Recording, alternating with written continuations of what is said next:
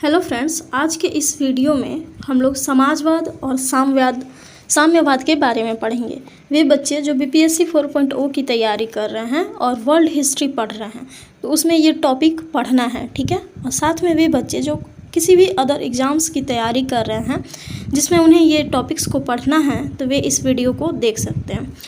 और class 10th के बच्चे जो बिहार बोर्ड से हैं उनकी जो हिस्ट्री का जो बुक है ना 10th क्लास का, उसका ये सेकेंड लेसन है और उसी को आज हम लोग पढ़ने जा रहे हैं, ठीक है।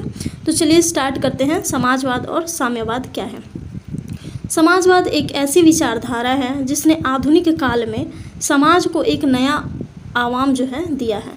तो पूछा जा सकता है कि समाजवाद क्या है। तो समाजवाद एक विचारधारा है जिसने जो है आधुनिक काल में समाज को एक नया आयाम यानी कि नया कॉन्सेप्ट दिया है, ठीक है। 19वीं सदी में औद्योगिक क्रांति के फलस्वरूप समाज में पूंजीपति वर्गों द्वारा मजदूरों का लगातार शोषण जो है अपने चरमोत्कर्ष पे था।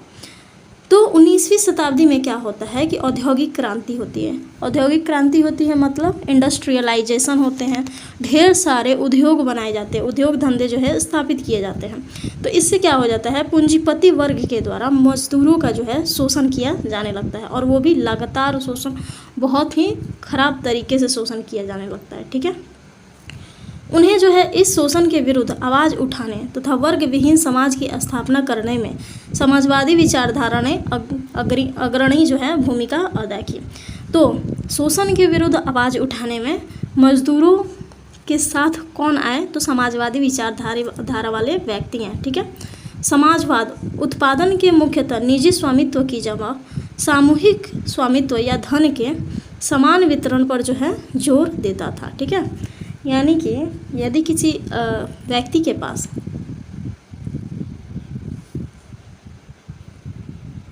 जैसे कुछ पूंजीपति वर्ग होंगे, उन्हीं के पास सारा संपत्ति है, ठीक है। गौतम अडानी, अंबानी, इस टाइप के मैं उनका एग्जाम्पल इसलिए ले रही हूँ कि मतलब मुझे उनसे कोई दुश्मनी नहीं है, लेकिन मैं आप लोगों को समझाने के लिए ले रही हूँ ये एग्जाम्पल कि उस टाइप के मनुष्य जो बहुत ढेर सारे पूंजीपति हैं, कुछ सारा जो है धन उन्हीं के पास है और बाकी सारे लोग बहुत ही गरीब हैं। तो इसको छोड़ करके सामूहिक स्वामित्व पर ये जोर देता था कॉन्सेप्ट, ये जो था समाजवाद का कॉन्सेप्ट कि हमें जो है जो होना चाहिए धन संपत्ति वो सभी के पास होना चाहिए, ये नहीं कि कुछ ही लोगों के पास ढेर सारे संपत्ति होने चाहिए, ठीक है। यह एक शोषण उन्मुक्त समाज की जो है स्थापना करना चाहता था, यानी कि यह एक ऐसे समाज की स्थापना करना चाहता था जो शोषण से मुक्त हो, वहाँ किसी भी प्रकार का शोषण नहीं किया जाता हो। अतः समाजवादी व्यवस्था एक ऐसी अर्थव्यवस्था है जिसके अंतर्गत उत्पादन के सभी साधनों, कारखानों तथा विपणन में सरकार का एकाधिकार जो है हो, ठीक है। तो समाजवादी जो कॉन्सेप्ट थी यह एक ऐसी अर्थव्यवस्था का कॉन्सेप्ट था जिसमें उत्पादन जो था ना, उत्पादन के सभी साधन, साथ ही कारखाना और जो विपणन जो थे उन पे सरकार का एकाधिकार हो, व्यक्ति का एकाधिकार नहीं हो, यानी कि वो व्यक्ति के कंट्रोल में नहीं हो कोई भी चीज़, ठीक है। अच्छा, आप लोग कमेंट करके बताइएगा भारत में कौन सी अर्थव्यवस्था है, पूंजीवादी अर्थव्यवस्था, समाजवादी अर्थव्यवस्था या फिर मिश्रित अर्थव्यवस्था, ठीक है। ऐसी व्यवस्था में उत्पादन निजी लाभ के लिए न होकर सारे समाज के लिए होता था, ठीक है। तो जो समाजवादी अर्थव्यवस्था थी इसका जो लाभ होता था वो किसके लिए होता था, निजी लाभ के लिए नहीं होता था बल्कि पूरे समाज के लिए होता था। कुल मिलाकर के समाजवादी अर्थव्यवस्था ये थी कि कुछ लोगों के पास धन संपत्ति ना हो बल्कि धन संपत्ति जितनी भी है वो सरकार के कंट्रोल में हो, ठीक है। और व्यक्ति अपने कार्य के अनुसार, अपने क्षमता के अनुसार जितनी भी उसे आवश्यकता है उतना काम करे और बदले में उसको जो है सरकार पेमेंट करे। घर भी नहीं हो अपना, घर भी सरकार का हो, गाड़ी, उसके बाद में एजुकेशन भी सरकार ही दे, सब चीज़ जो है सरकार का ही हो, रेलवे हो, फसल यानी कि खेत, जो हम लोगों में भारत में देखा जाता है कि सबके अपने अपने कुछ खेत होते हैं, लेकिन समाजवादी अर्थव्यवस्था में क्या होता है कि खेत भी गवर्नमेंट का होता है और आप जाइए वहाँ पे काम कीजिए और उसके हिसाब से आपको पेमेंट मिलेगा और फिर आप आ जाइए, ठीक है। तो आई होप आप लोगों को समझने में दिक्कत नहीं आ रही होगी समाजवाद। चलिए देखते हैं कि समाजवाद की उत्पत्ति कैसे हो जाती है। तो समाजवादी भावना का जो उदय है वो 18वीं शताब्दी में औद्योगिक क्रांति के फलस्वरूप हुआ था। तो कब हुआ? सबसे पहली बात कि 18वीं शताब्दी में आपका होता है औद्योगिक क्रांति, ठीक है। और देन उसके बाद में इसी टाइम पे जो है समाजवादी भावना का उदय हो जाता है, ठीक है। औद्योगिक क्रांति ने सभी देशों की आर्थिक व्यवस्था में आमूल परिवर्तन कर दिया था। जब इंडस्ट्रियलाइजेशन हो गया तो सभी देश जितने भी थे उनकी आर्थिक व्यवस्था में बहुत सारे परिवर्तन हो गए। क्या क्या परिवर्तन हुए? तो कुटीर उद्योगों के स्थान पर विशाल बड़े पैमाने के उद्योगों के मशीनीकरण तथा पूंजीवादी भावना के विकास के फलस्वरूप यूरोप के विभिन्न देशों में धीरे धीरे पूंजीपतियों के निहित स्वार्थों और मिल मालिकों की श्रमिक विरोधी नीतियों के कारण सभी दशा के श्रमिकों के का जो जीवन था वो नरकीय बन गया था। यानी हुआ ये था कि जैसे जैसे औद्योगिकरण हुआ तब जितने भी श्रमिक थे जो कुटीर उद्योग वाले थे, जो कुटीर और लघु उद्योग से काम करके अपना पेट पालते थे, खास करके कपड़ा उद्योग वाले जो बुनकर थे वो कपड़ा जो है हाथ से तैयार करते थे तो वो काफ़ी महंगा मिलता था और साथ में उनसे जो है उनकी रोजी रोटी चल जाती थी। जैसे ही औद्योगिक क्रांति हुआ बड़े बड़े इंडस्ट्रीज़ बैठ गए तो कपास जाता था वहाँ पे, या फिर जो भी हैं चीज़ें जाती थी रॉ मटेरियल, वहाँ से कपड़ा जो है बहुत कम टाइम में ढेर सारे कपड़े बन जाते थे और वो मार्केट में आ जाता था। तो इससे क्या होता था कि जो लघु उद्योग वाले हैं उनका मार्केट ही ख़त्म हो गया। अब लोग सस्ते कपड़ों को ही खरीदेंगे, जो हाथ से बनाए गए कपड़े थे वो काफ़ी महंगे होते थे तो वो तो उन्हें जो महंगे कपड़े हैं वो लोग खरीदना नहीं चाहते थे। तो धीरे धीरे जो है कुटीर उद्योग वाले का काम धंधा ही छिन गया और वे बहुत बुरी तरीके से जो क्या हो गया, भूखे मरने लगे, ठीक है। और उनको कोई काम धंधा भी नहीं मिल रहा था, ठीक है। उनकी आर्थिक और सामाजिक स्थिति निरंतर जो है गिरने लगी थी। श्रमिकों को कोई अधिकार नहीं था और उनका क्रूर शोषण हो रहा था। श्रमिक को ये अधिकार भी नहीं था ना कि वे अपना एक संगठन बना ले, ठीक है, और उनका शोषण पे शोषण किया ही जा रहा था। इस प्रकार औद्योगिक क्रांति से प्रभावित देशों में परस्पर जो है दो विरोधी तथ्य एक साथ दिखाई पड़ रहे थे, ठीक है। अब जितने भी देशों में इंडस्ट्रियलाइजेशन हुई थी, औद्योगिक क्रांति हुई थी, अब इससे क्या हुआ कि देश में परस्पर दो विरोधी तथ्य हमें दिखाई देने लगे। पहला क्या दिखाई देने लगा कि पूंजीवादी व्यवस्था दिन प्रतिदिन मजबूत होती जा रही थी, यानी कि जो अमीर है वो और भी ज़्यादा अमीर होते जा रहे थे, ठीक है। मध्यम वर्ग आर्थिक दृष्टि से समृद्धशाली होता जा रहा था।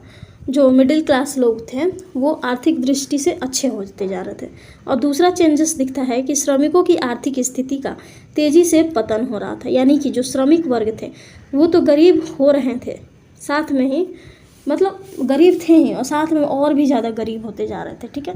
तो हमें दो टाइप दिखते हैं कि अमीर व्यक्ति बहुत ज़्यादा अमीर हो रहा था, मध्यम वर्ग वाला ठीक है वो अमीर हो रहा था, उसके बाद में जो कम श्रमिक वर्ग थे वो और गरीब होते जा रहे थे। इस प्रकार उत्पादन की प्रक्रिया का जो है एक महत्वपूर्ण घटक भूख मरने को बाध्य था, यानी कि भूखे मरने की स्थिति पैदा हो गई। मजदूरों को अपने श्रम संगठन बनाने का अधिकार नहीं था।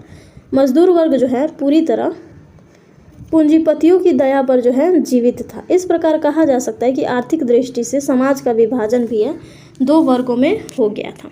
तो इकोनॉमिकली देखें तो समाज जो है दो भागों में बट गया था, समाज का विभाजन दो वर्गों में हो गया था। उसमें था पहला पूंजीपति वर्ग और दूसरा था आपका श्रमिक वर्ग, ठीक है। जिस समय श्रमिक जगत आर्थिक दुर्दशा और सामाजिक पतन की स्थिति से गुजर रहा था, कौन? श्रमिक जगत आर्थिक दुर्दशा और सामाजिक पतन से गुजर रहा था, उसी समय श्रमिकों को कुछ महत्वपूर्ण जो है राष्ट्रभक्तों, विचारकों और लेखकों का मार्गदर्शन जो है प्राप्त होता है। यानी कि उसी टाइम पे कुछ विचारक, राष्ट्रभक्त जो है वे उन्होंने अपना अपना कॉन्सेप्ट देना शुरू किया, ठीक है। कुछ दार्शनिक, कुछ चिंतक जो थे उन्होंने, ठीक है। इन व्यक्तियों ने सामाजिक और आर्थिक क्षेत्र में एक नवीन विचारधारा का जो है प्रतिपादन किया जिसे समाजवाद के नाम से जाना जाता है। तो इन लोगों ने एक नया कॉन्सेप्ट लाया और उस कॉन्सेप्ट का नाम था आपका समाजवाद। इन विचारकों में Saint Simon Fourier, Louis Blanc, Robert Owen, Karl Marx, Engels नाम के विशेष इन लोगों का विशेष उल्लेखनीय योगदान है। ठीक है, तो कौन कौन थे? Saint Simon, Fourier, Louis Blanc, Robert Owen, Karl marks और एंगेल्स। ये सभी चिंतकों ने अपनी जो चिंता है वो श्रमिकों पर दर्शाई और उन्होंने समाजवाद का कॉन्सेप्ट दिया। इन महान विचारकों ने यूरोपीय देशों में प्रचलित आर्थिक व्यवस्था की कड़ी आलोचना की। ठीक है, इन महान विचारकों ने क्या किया कि यूरोपीय देशों में प्रचलित आर्थिक व्यवस्था की, मतलब यूरोप में जो इस टाइप की आर्थिक व्यवस्था चल रही थी उसका कड़ा आलोचना किया तथा औद्योगिक संगठन और पूंजीपतियों एवं श्रमिकों के बीच पारस्परिक संबंधों के विषय में नवीनतम सिद्धांतों का जो है प्रतिपादन किया। ठीक है, तो इन लोगों ने क्या किया कि पूंजीपति के बीच और श्रमिकों के बीच में जो परस्पर जो संबंध थे उनका जो है उनका नया कॉन्सेप्ट दिए। ठीक है, अब ऐतिहासिक दृष्टि से ये पूछा जा सकता है VVI क्वेश्चन, ऐतिहासिक दृष्टि से आधुनिक समाजवाद का विभाजन 2 चरणों में किया जाता है। तो पूछा जाएगा ऐतिहासिक यानी कि इतिहास की दृष्टि से देखा जाए तो ऐतिहासिक दृष्टि से आधुनिक समाजवाद का जो विभाजन है 2 चरणों में किया जाता है। एक मार्क्स के से पूर्व का समाजवाद और दूसरा जो है मार्क्स के बाद का समाजवाद, यानी कि मार्क्स का जब जन्म नहीं हुआ था तो उसके पहले का समाजवाद का कॉन्सेप्ट और उसके बाद मार्क्स के बाद के समाजवाद का जो है कॉन्सेप्ट उनको देखा जाता है। ठीक है, ऐतिहासिक दृष्टि से मार्क्सवादी विचारकों ने इन्हें क्रमशः यूटोपियन और वैज्ञानिक समाजवाद का नाम दिया।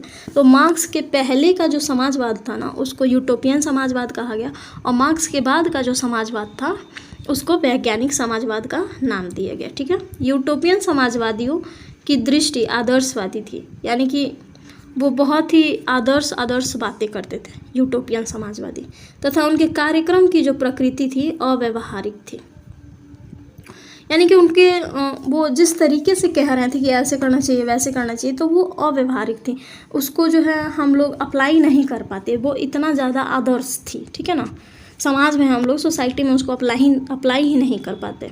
ठीक, अधिकतर यूटोपियन विचारक जो थे फ्रांसीसी थे। VVI क्वेश्चन पूछा जा सकता है कि अधिकतर यूरोपीय जो यूटोपियन विचारक थे वे कहाँ के थे, तो ये फ्रांस के थे। ठीक है, चलिए, जो क्रांति के बदले शांतिपूर्ण परिवर्तन में विश्वास रखते थे। ये भी क्वेश्चन बहुत ही इंपॉर्टेंट है।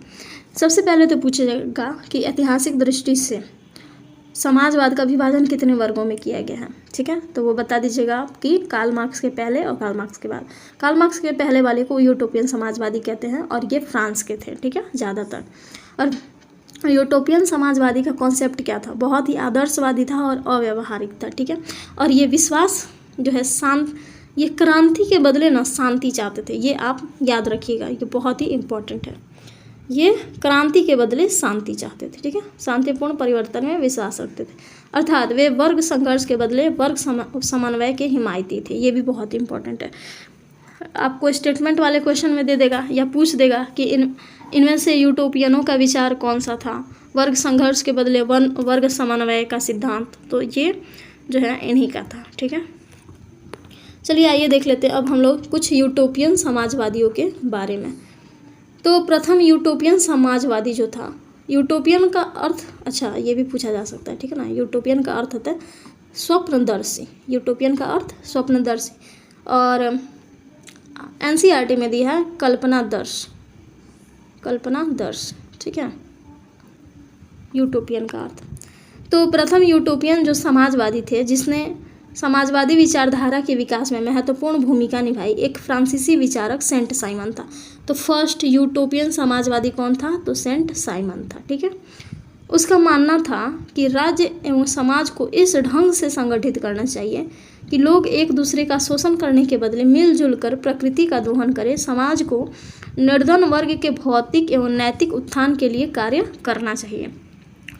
तो पहला जो यूटोपियन समाजवादी था वो सेंट साइमन था, और उसका मानना था कि लोगों को ना है जो मिल करके रहना चाहिए, मिलजुल कर रहना चाहिए, और जितना हो सके एक साथ मिल करके प्रकृति का दोहन करना चाहिए, और समाज को यह प्रयास करना चाहिए कि उसके पास में जितने भी गरीब लोग हैं उसकी सामाजिक स्थिति ऊंची हो। ठीक है, वर्ग संघर्ष नहीं करना चाहिए, बल्कि वर्ग संघर्ष का मतलब क्या हो रहा है कि पूंजीपति और श्रमिक वर्ग, पूंजीपति वर्ग और श्रमिक वर्ग के बीच में जो लड़ाई झगड़ा है वो नहीं करना चाहिए, बल्कि समन्वय के साथ, यानी कि एक साथ मिलजुल कर रहना चाहिए। ठीक है,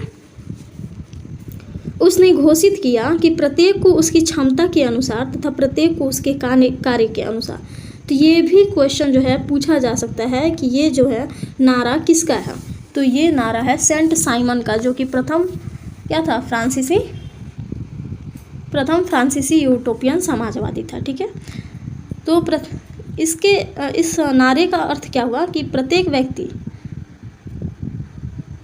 जिसके पास उसकी कितनी क्षमता है तथा कार्य करने, प्रत्येक को उसकी क्षमता के अनुसार प्रत्येक को उसके कार्य के अनुसार, यानी कि आप कितना काम करते हैं और आपके पास कितनी क्षमता है उसके अकॉर्डिंग आपको मिलना चाहिए। ठीक है, आपका जो लाभ है, समाजवाद का यही कॉन्सेप्ट है। देखिए, सब ज़मीन तो सरकार के पास चली गई, सारे फसल सरकार के हो गए, तो फिर वो निर्धारित कैसे करेगा कि इस आदमी को इतना मिलना चाहिए।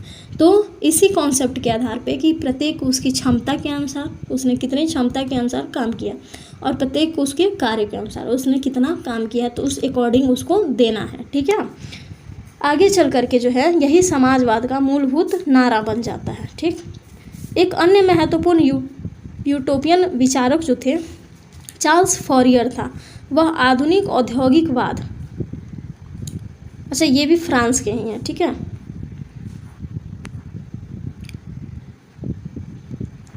कहाँ थे हम लोग, हाँ यहाँ। एक अन्य जो चार्ल्स फॉरियर थे वह आधुनिक औद्योगिकवाद का विरोधी था, यानी कह रहा था वो कि इंडस्ट्रियलाइजेशन नहीं होना चाहिए, उद्योग धंधे नहीं स्थापित होने चाहिए। उसका मानना था कि श्रमिकों को छोटे नगरों में, कहाँ पे, छोटे नगरों में तथा कस्बों में काम करना चाहिए। उसने किसानों के लिए एक फ्लांक्स बनाए जाने की योजना रखी, परंतु यह योजना असफल हो गई। तो सबसे पहला क्वेश्चन कि औद्योगिकरण का ऐसे दे देगा कि निम्न में से इनमें से कौन से जो हैं वो औद्योगिकरण के विरोधी यूटोपियन फ्रांसीसी समाजवादी थे। उसमें दे देगा आपका लुई ब्ला, रॉबर्ट ओवन, उसके बाद में चार्ल्स फॉरियर, सेंट साइमन। तो आपका आंसर क्या हो जाएगा, आपका आंसर हो जाएगा चार्ल्स फॉरियर। ठीक है, और चार्ल्स फॉरियर ने क्या किया था कि एक फ्लांक्स नामक एक घोषणा पत्र दिया, किसके लिए, किसानों के लिए, बट वो असफल हो गया। ठीक है, अच्छा कुछ यहाँ पे मैंने एडिशनल जानकारियाँ लिखी हैं एनसीईआरटी से। ब्ला जो था सरकार को सहकारी उद्यमों को स्थापित करना चाहता था। ये अभी हम लोगों ने नहीं पढ़ा है ब्ला के बारे में। ठीक है, तो नेक्स्ट में पढ़ेंगे, तब मैं ये करा दूँगी, अभी जस्ट ही हम लोग पढ़ने वाले हैं। फ्रांसीसी यूटोपियन चिंतकों में एकमात्र व्यक्ति जिसने राजनीति में भी हिस्सा लिया, VVI। तो फ्रांसीसी यूटोपियन समाजवादी में मात्र एक ऐसा व्यक्ति था जो पॉलिटिकल ये में राजनीति में भी पार्टिसिपेट करता है। ठीक है, और उसका नाम था लुई ब्ला। उसके सुधार कार्यक्रम अधिक व्यवहारिक थे। तो इसके जो सुधार कार्यक्रम थे ये अत्यधिक जो है व्यवहारिक लग रहे थे। ठीक है, उसके सुधार कार्यक्रम, अच्छा यहाँ उसका मानना था कि आर्थिक सुधारों को प्रभावकारी बनाने के लिए पहले राजनीतिक सुधार आवश्यक है।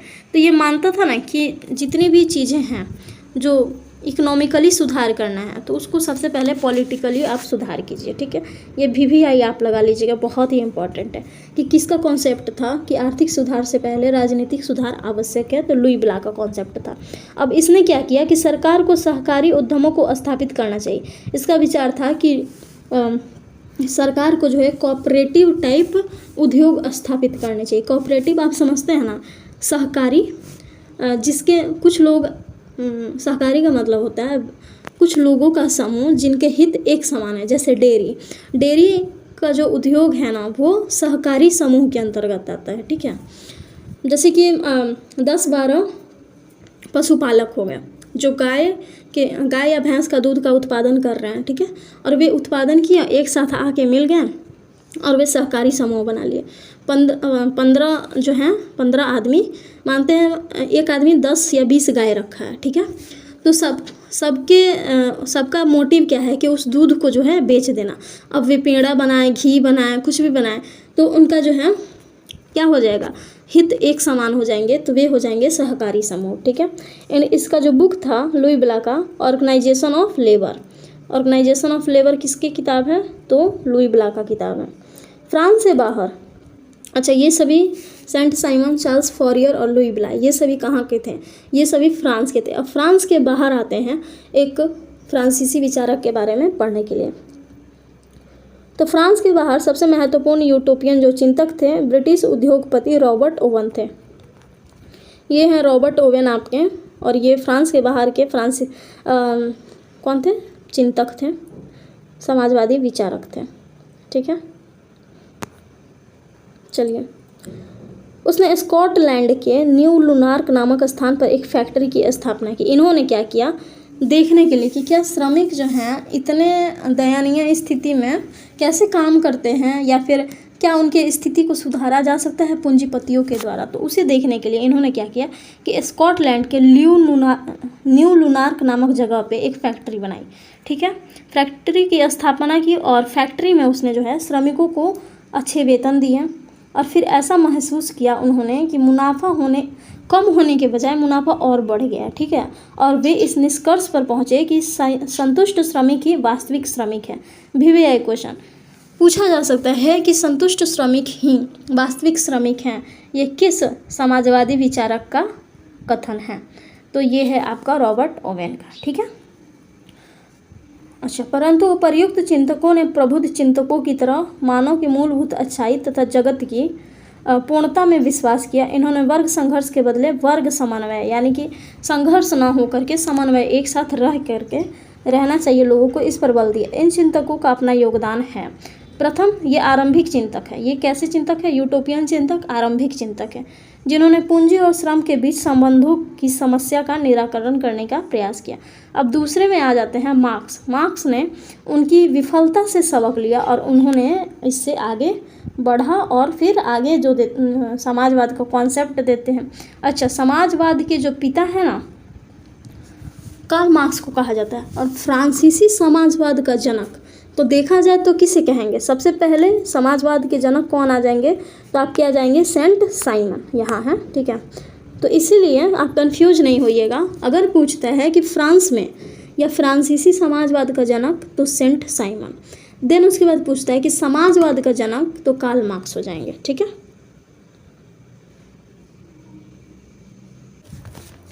तो चलिए अब हम लोग आगे पढ़ते हैं कार्ल मार्क्स के बारे में कि उन्होंने क्या कॉन्सेप्ट दिया, क्यों इन्हें फादर ऑफ सोशियलिज्म कहते हैं, क्यों इनको समाजवाद का जनक या पिता कहते हैं। ठीक है, तो चलिए हम स्टार्ट करते हैं। कार्ल मार्क्स का जो जन्म है वो 5 मई 1818 को हो जाता है। कहाँ पे, जर्मनी के राइन प्रांत में। ठीक है, और ट्रियर नगर में, और ये यहूदी परिवार में जन्म लेते हैं। ठीक है, इनके जो पिता थे हेनरिक मार्क्स एक प्रसिद्ध वकील थे। तो ये इनके जो फादर थे एक वकील थे, और हेनरी मार्क्स उनका नाम था। इन्होंने क्या किया कि बाद में चल करके ईसाई धर्म को ग्रहण कर लिया। और मार्क्स जो थे ना, ये बोन विश्वविद्यालय में कानून की शिक्षा यानी कि विधि की शिक्षा ग्रहण करते हैं।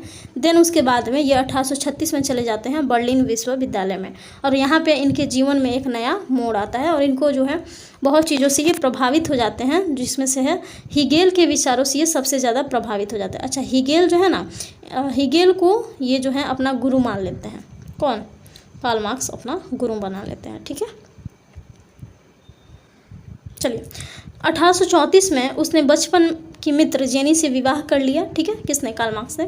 इसके बाद वे क्या करते हैं कि राजनीति और सामाजिक इतिहास, तो राजनीति ये सीख लेते हैं मोंटेस्क्यू से, और सामाजिक सीख लेते हैं ये रूसो से, और ये इनके विचारों से काफ़ी प्रभावित हो जाते हैं। ठीक है, चलिए अब नेक्स्ट चलते हैं।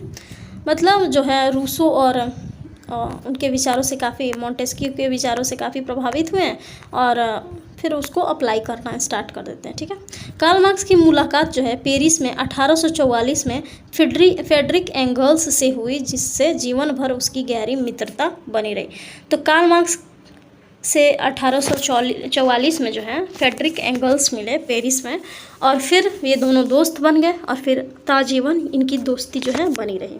एंगल्स के विचारों एवं रचनाओं से प्रभावित होकर, कौन प्रभावित हो गया, कार्ल मार्क्स जो है एंगल्स के विचारों से प्रभावित हो गया, और क्या किया कि श्रमिक वर्ग के कई कष्टों एवं उसकी कार्य की दशाओं पर गहन विचार आरंभ कर दिया। तो कार्ल मार्क्स जो है एंगल्स के जो विचार थे श्रमिक वर्ग पर, उसका उन्होंने बहुत ही गहरे तरीके से अध्ययन शुरू कर दिया, और ये सोचने लगी कि क्या करना चाहिए जिससे इनकी जो दशा है वो स्थिति सुधर सके। ठीक है, मार्क्स ने एंगेल्स के साथ मिलकर 1848 ईस्वी में एक साम्यवादी घोषणा पत्र, क्या साम्यवादी घोषणा पत्र प्रकाशित किया, जिसे आधुनिक समाजवाद का जनक कहा जाता है।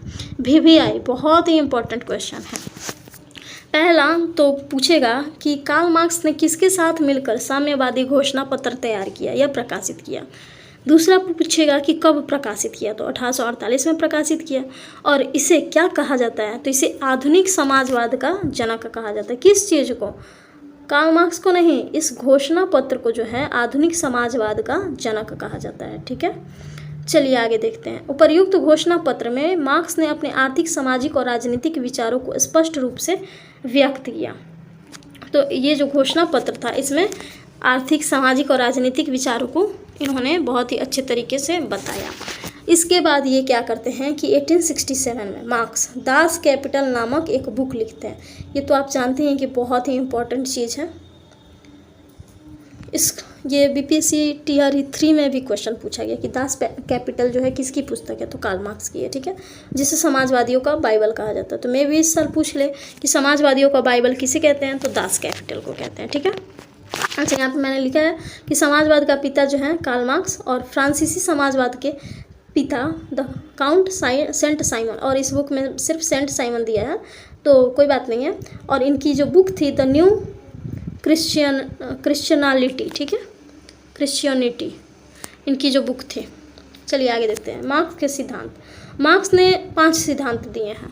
पहला द्वंद्वात्मक भौतिकवाद का सिद्धांत, वर्ग संघर्ष का सिद्धांत, इतिहास की भौतिकवादी व्याख्या, मूल्य एवं अतिरिक्त मूल्य का सिद्धांत और राज्यविहीन वर्ग विहीन समाज की स्थापना। अच्छा, ये जो सिद्धांत है ना, वे आप सिर्फ एक नज़र देख के चले जाइएगा कि यदि एग्जाम में पूछ दिया तो फिर वो आप लगा सकें, अदरवाइज एग्जाम में तो पूछना नहीं चाहिए। चलिए ठीक है, आगे देखते हैं। ऐतिहासिक भौतिकवाद का सिद्धांत क्या है, तो कार्ल मार्क्स के द्वारा इतिहास की भौतिकवादी जो है व्याख्या प्रस्तुत की गई है। कार्ल मार्क्स ने कहा है कि इतिहास उत्पादन के साधन पर नियंत्रण के लिए 2 वर्गों के बीच चल रहे निरंतर संघर्ष की कहानी है। कार्ल मार्क्स का कहना है कि प्राचीन समय से यानी कि इतिहास से ही देखा जाए तो 2 वर्ग, एक तो पूंजीवादी वर्ग, दूसरा श्रमिक वर्ग, इन्हीं दोनों के बीच में संघर्ष की कहानी ही पूरा इतिहास है। ठीक है, उनके अनुसार इतिहास की प्रत्येक घटना एवं परिवर्तन के मूल में आर्थिक शक्तियाँ हैं, यानी कि जितने भी चेंजेस हुए हैं उसमें सिर्फ और सिर्फ क्या है, आर्थिक शक्तियाँ ही हैं। उत्पादन प्रणाली के प्रत्येक परिवर्तन के साथ सामाजिक संगठन में भी परिवर्तन हुआ है। तो जैसे जैसे समाज बदला है तो उत्पादन प्रणाली में भी परिवर्तन हुआ है और सामाजिक संगठन में भी परिवर्तन हुआ है। अब यहाँ देखिए, इतिहास के 5 चरण अब तक दृष्टिगोचर है और 6ठा चरण जो है आने वाला है। कार्ल मार्क्स कहते हैं कि इतिहास में 5 चरण जो हैं वो आ चुके हैं और एक 6ठा जो चरण है वो आने वाला है। ठीक है, इस प्रकार कार्ल मार्क्स के अनुसार 6 ऐतिहासिक चरण हैं। ठीक है, ये इम्पॉर्टेंट है, आप थोड़ा विशेष ध्यान दीजिएगा। पूछ देगा कि सिद्धांत कितने हैं, तो 5 सिद्धांत है, और चरण कितने हैं ऐतिहासिक चरण, तो 6 चरण है। पहले आदिम साम्यवादी युग, दूसरा है दासता के युग, तीसरा है सामंतवादी युग, चौथा है पूंजीवादी युग, 5वां समाजवादी युग और 6ठा है साम्यवादी युग। ठीक है, तो ये सभी जो 6 चरण हैं ये मार्क्स के द्वारा दिए गए हैं। मार्क्स तथा प्रथम अंतर्राष्ट्रीय संघ, ये जो टॉपिक है बहुत ही इंपॉर्टेंट है, तो आप थोड़ा विशेष ध्यान दीजिएगा। ठीक है, समाजवादी आंदोलन के इतिहास की एक महत्वपूर्ण घटना 1864 में प्रथम अंतर्राष्ट्रीय संघ की स्थापना थी। तो 1864 में जो है कार्ल मार्क्स ने क्या किया, अच्छा इस संघ की स्थापना का श्रेय कार्ल मार्क्स को है। तो 1864 में कार्ल मार्क्स ने क्या किया कि प्रथम अंतर्राष्ट्रीय इंटरनेशनल लेवल पे एक संघ बनाया। ठीक है, और जिसका हेड कौन थे, मार्क्स ही थे। अपने उद्घाटन भाषण में मार्क्स ने मजदूरों को महत्वपूर्ण बात समझाने की चेष्टा की। जब उद्घाटन समारोह हो रहा था तो उसमें जो है कार्ल मार्क्स मजदूरों को कुछ बातें समझाने की कोशिश करते हैं। वे कहते हैं कि वे मतलब मजदूर जो हैं अपनी मुक्ति स्वयं ही और अपने प्रयत्नों के द्वारा ही प्राप्त कर सकते हैं, यानी कि जितने भी मजदूर हैं वे खुद ही प्रयास करके अपनी मुक्ति जो है पा सकते हैं। ठीक है, ये पूछा जा सकता है कि किस अंतर्राष्ट्रीय संघ में यह कहा, कार्ल मार्क्स के द्वारा कहा गया कि मजदूर जो है स्वयं अपनी मुक्ति जो है अपने प्रयत्नों के द्वारा ही प्राप्त कर सकते हैं, तो प्रथम अंतर्राष्ट्रीय संघ में। जब तक कि उत्पादन के साधनों का स्वामित्व व्यक्तिगत हाथों में है तब तक मशीनों का सुधार, उद्योगों में विज्ञान के प्रयोग और उत्पादन कला में किसी भी सुधार से श्रमिकों की स्थिति में कोई सुधार नहीं हो सकता। ठीक है, तो ये कह रहे थे कार्ल मार्क्स कि जब तक जो है उत्पादन का जो ये है कंट्रोल है, हाँ, और मशीनों का जो कंट्रोल है, ठीक है, या फिर जितने भी उत्पादन में विज्ञान का हिस्सेदारी है उद्योगों में, जब तक पूंजीपतियों के हाथों में कंट्रोल है तब तक जो है श्रमिक वर्ग का कुछ भी नहीं हो सकता, ना ही उनका विकास होगा ना ही उनका कुछ भी होगा। ठीक है, उनका अंतिम लक्ष्य पूंजीवाद का विनाश होना चाहिए। किसका? तो श्रमिकों का अंतिम जो लक्ष्य है वो पूंजीवाद का विनाश होना चाहिए। इस सम्मेलन में नारा बुलंद किया गया, अधिकार के बिना कर्तव्य नहीं और कर्तव्य के बिना अधिकार नहीं। यह भी क्वेश्चन बहुत इंपॉर्टेंट है, पूछा जा सकता है कि ये नारा किसने दिया? तो कार्ल मार्क्स ने दिया था कि अधिकार के बिना कर्तव्य नहीं और कर्तव्य के बिना अधिकार नहीं प्रथम अंतर्राष्ट्रीय संघ में दिया गया था। अब आते हैं फिर ऐसा संघ कब बनाया गया? तो द्वितीय अंतर्राष्ट्रीय संघ का आयोजन किया गया कब? विभिन्न देशों के समाजवादी दलों को एक अंतर्राष्ट्रीय संगठन के तहत सूत्रबद्ध करने के लिए 14 जुलाई 1889, ठीक है, तो 14 जुलाई 1889 को जो है पेरिस में एक सम्मेलन होता है। पेरिस में एक सम्मेलन होता है और इसमें 20 देशों के 400 प्रतिनिधि भाग लेते हैं और इसका नाम दे दिया जाता है द्वितीय अंतर्राष्ट्रीय संघ।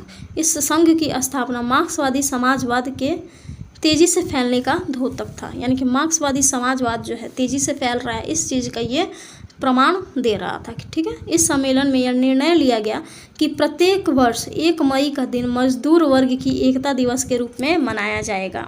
तो इसी दिन कब? 14 जुलाई 1889 को यह निर्णय लिया गया कि प्रत्येक वर्ष जो है 1 मई के दिन क्या मनाया जाएगा?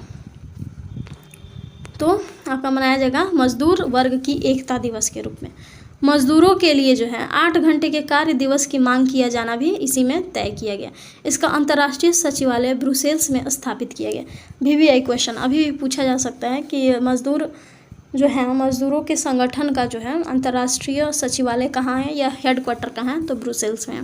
1 मई 1890 को, यानी कि नेक्स्ट ईयर 1889 में यह डिसाइड किया गया कि सारे मजदूर एकता दिवस के रूप में 1 मई को मनाएंगे। ठीक है, नेक्स्ट ईयर 1 मई 1890 को सारे मजदूर इकट्ठे हुए अंतर्राष्ट्रीय मजदूर दिवस के रूप में मनाने के लिए। अब यहाँ पे जो है यूरोप और अमेरिका में लाखों मजदूरों ने हड़ताल किया और प्रदर्शन किया और देन तभी से जो है 1 मई को अंतर्राष्ट्रीय मजदूर दिवस के रूप में मनाया जाने लगा। और आज भी हम लोग क्या पढ़ते हैं कि अंतर्राष्ट्रीय मजदूर दिवस कब मनाया जाता है? 1 मई को मनाया जाता है। ठीक है, चलिए, द्वितीय अंतर्राष्ट्रीय संघ की सबसे बड़ी उपलब्धि क्या थी? तो इसकी उपलब्धि थी कि सैन्यवाद एवं युद्ध के विरुद्ध आंदोलन तथा सभी राष्ट्र की बुनियादी समानता और राष्ट्रीय स्वतंत्रता के उनके अधिकार पर जोर। कुल मिलाकर के यही हुआ कि कार्ल मार्क्स आए और उन्होंने प्रथम अंतर्राष्ट्रीय सम्मेलन में पार्टिसिपेट किया। अच्छा, द्वितीय अंतर्राष्ट्रीय सम्मेलन में क्यों नहीं पार्टिसिपेट किया? क्योंकि उनकी मृत्यु हो चुकी थी। 1883 में उनकी डेथ हो चुकी थी और 1889 में ये जो है सेकेंड अंतर्राष्ट्रीय सम्मेलन का आयोजन किया गया। दूसरे में तो वे पार्टिसिपेट नहीं किए। अब इसके बाद है आपका बोल्शेविक क्रांति, यानी कि रूसी क्रांति। तो वो हम लोग नेक्स्ट वीडियो में पढ़ेंगे और वीडियो काफ़ी लंबा हो जाएगा अदरवाइज़, इसीलिए आई होप आप लोगों को ये वीडियो काफ़ी अच्छी लग रही होगी। यदि अच्छी लगे तो लाइक शेयर एंड सब्सक्राइब कीजिए। Thank you.